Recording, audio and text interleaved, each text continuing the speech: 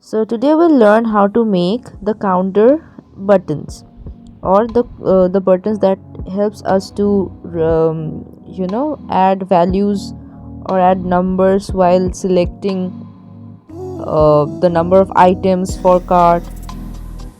So for that we'll first need a rectangle. So we are taking a frame and then adjusting the corner radius, making it round shape. Then we'll add the text inside it, which will be the numbers. So for our simplicity we'll take three numbers. So let us write 1 2 and then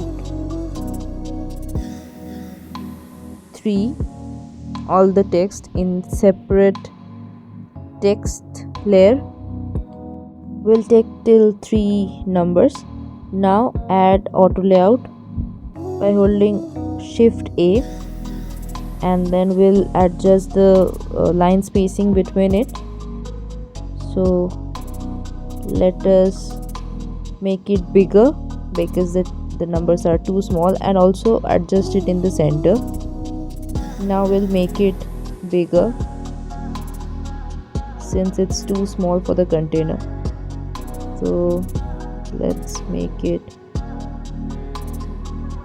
bigger, say 24 pixel will be fine. So now it's better. We'll place it inside the container.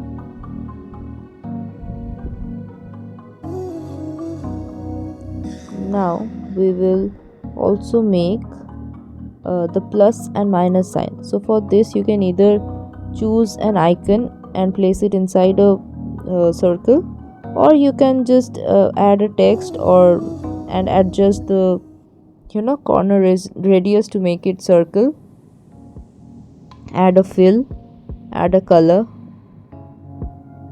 add a fill color, change the color of the text to white.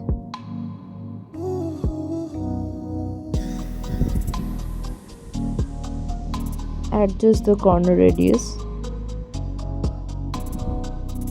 to make it look like a circle.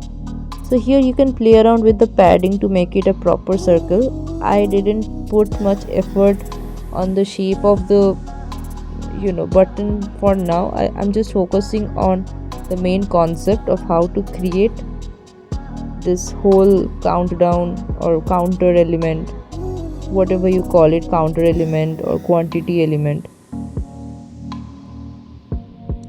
I'm also adding a button for the plus sign.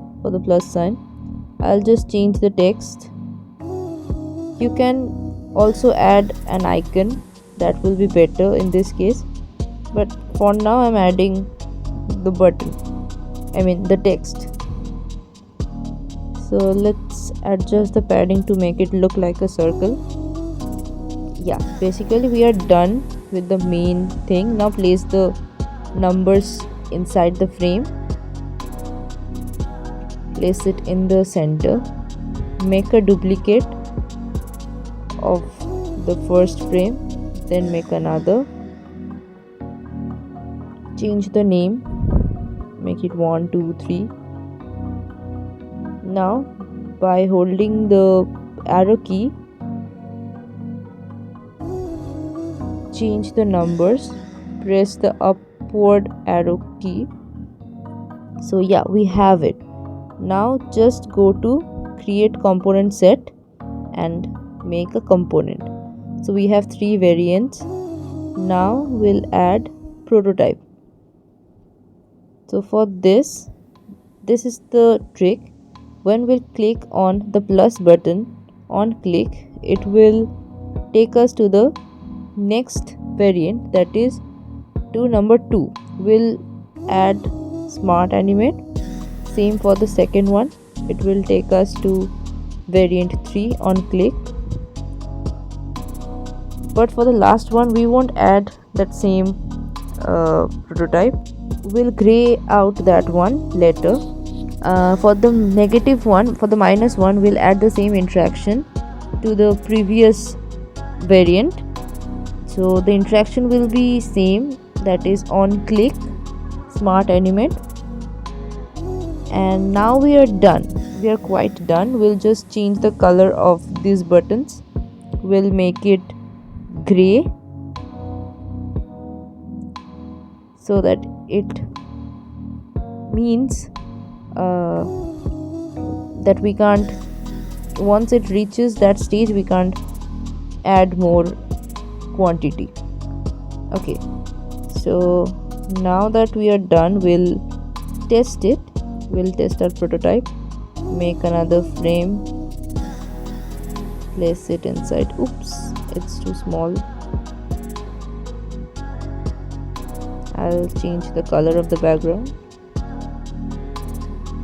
Yes, so let's see the result.